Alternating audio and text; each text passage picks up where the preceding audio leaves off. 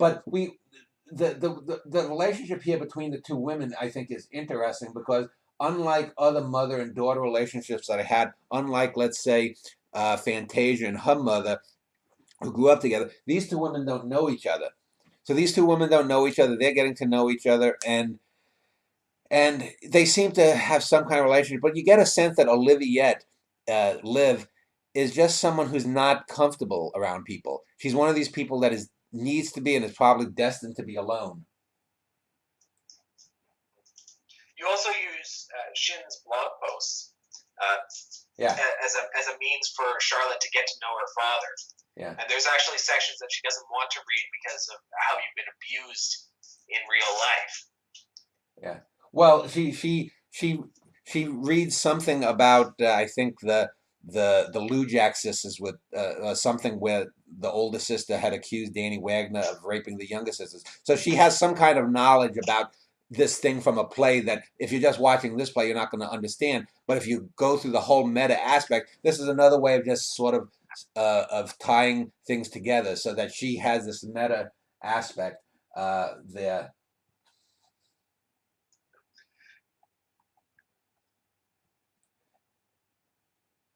Let's see here. And then I used the poem Young Charlotte a couple of times. So I lost you for a second there, Dan. Oh, okay. But I'm good now. Yeah, you I was also waiting. use the young Charlotte, and you also reference the name, even though you say that it's important. You E.B. White's Charlotte's Web Yeah. too, as a reference to the name. I wanted to ask you too about how this works within your corpus, where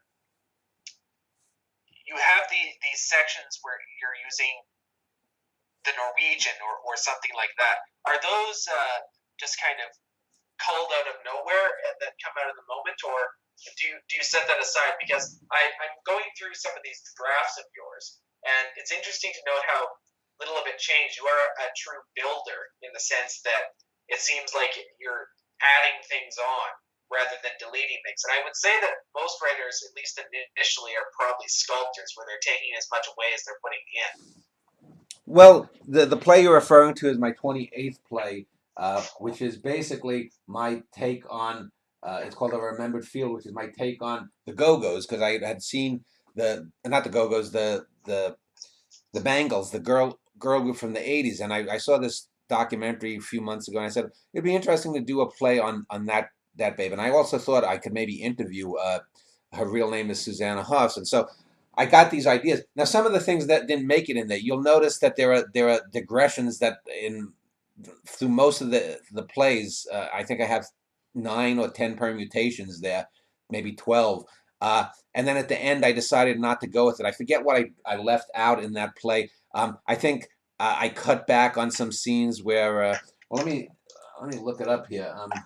Do I even have it? No, I don't have it on this computer. But I was going to add in some more later scenes that I just left out that weren't necessary. But I keep things around. I think, yeah, I forget what scene, but if that helps you understand how I built it. But as far as like the quotation from the Tony Luft thing with the Christmas scene, some of them come naturally. Some of them I will plan out. Sometimes I'll have a list of poems or musical interludes that I say, I was going to use all Beethoven for These Lesser Weathers of Beethoven, and I was going to have the opening where Henry Miller is looking in the mirror or getting the bad news from the doctor. That had to be bum bum bum bum bum bum bum bum and playing out. But other times they just come to me, and I like the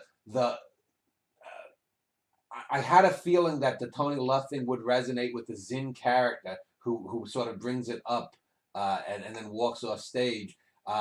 And the sort of pathetic, and you don't have to even know that book, but just reading that text is scrolling. One of the things too with the scrolling text or the use of a painting or something is to give a duality or triality sometimes to the text, to what's going on stage, so that when you're looking at it, or and also for the reading is that you're getting more than one thing. You're not just focused on the action because the characters can be talking, and if something is scrolling besides them, someone is going to be listening to them and then trying to read, and that opens up a dissonance that can allow for multiple meanings to get into someone's mind, and it's something that I'm sure that there probably have been a few plays with that has been done before, but not to the degree that I have, not that I know of at least.